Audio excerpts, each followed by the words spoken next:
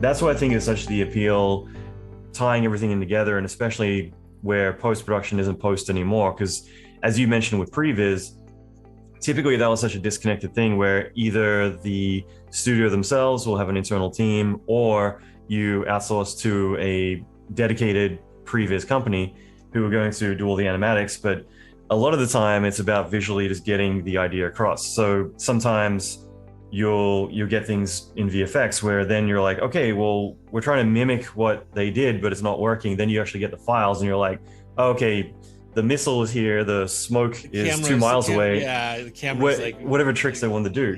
Yeah. But in a lot of ways, it's forcing you to actually solve those problems, the first time around, and it means that everything just flows throughout the whole process. And that's changing too. There are some cases, again, like I said, like sometimes we do the whole thing from visual effects and we're the supervisor and the sole vendor, and sometimes we're a sequence. But and that's starting to happen with real time in this interactive visualization space, because we will get something from the third floor that's been done in Unreal, and they worked with they did all the thing, they did a lot of layout and they did a lot of blocking, and they need to take it to the next step, and then we're getting it for maybe even final pixel, or just we're doing the temps. Like they'll give us their Unreal file, and then it feels like it's a true passing of the baton to a real thing that we can actually pick up where they left off and pay it forward. I'm looking at like 3 pillars. There's the interactive visualization portion.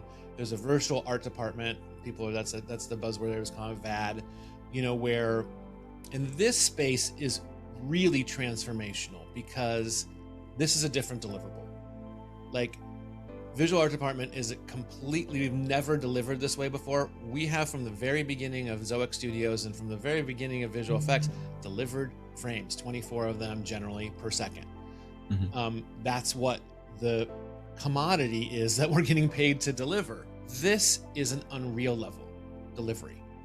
We're delivering it to potentially another vendor, to be put onto an LED wall, to do real-time compositing, to do AR, VR. So we're doing some of the stuff that we've been doing for Fox Sports, the stuff that we're doing for the TV shows that we're on that have, and the streaming shows that we're on that have LED walls. And it's a very different process. It's asset development, it's optimization, it's blueprinting, it's being able to build a visual effects machine through, like we approach it that way, like give the customer the blueprint functionality they can really use to quickly and interactively access what they need to. So if it's sky changes or weather changes, or being able to move and edit the scenery around. I mean, every different application of this has different parameters that need to be identified and put into the deliverable. So it's a completely different way of bidding. It's more of a mix between like a software development and a visual effects delivery than it is a traditional visual effects delivery. So that's super duper interesting, and we're getting we're feeling a lot of the creativity that we've brought to our asset development, character design, and environment design is really on display here. And we're doing, it's allowing us to enter into areas that we traditionally wouldn't get into, like AR applications, which is kind of a new way of storytelling, and it's a new avenue of ways to deliver and to get visual effects out there, which is really exciting. And then finally there is what we're calling Final Pixel, which is using Unreal Engine as the sole and final render engine for sent to compositors for visual effects, instead of another traditional linear CPU renderer like V-Ray or Arnold.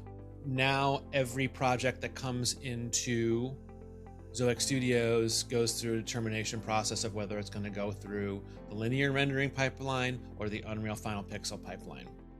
And we're feels like every week we're converting more and more. And in the future, there's a bunch of super double top secret stuff that we're doing right now, but in the very near future, you're going to see a lot of Final Pixel rendering from Zoic Studios, which means taking that interactive visualization component, that virtual art department component, marrying them together and render. We've been working directly with Epic, to render images, and that LED walls are great. Not every show can afford to build a Mandalorian sized volume.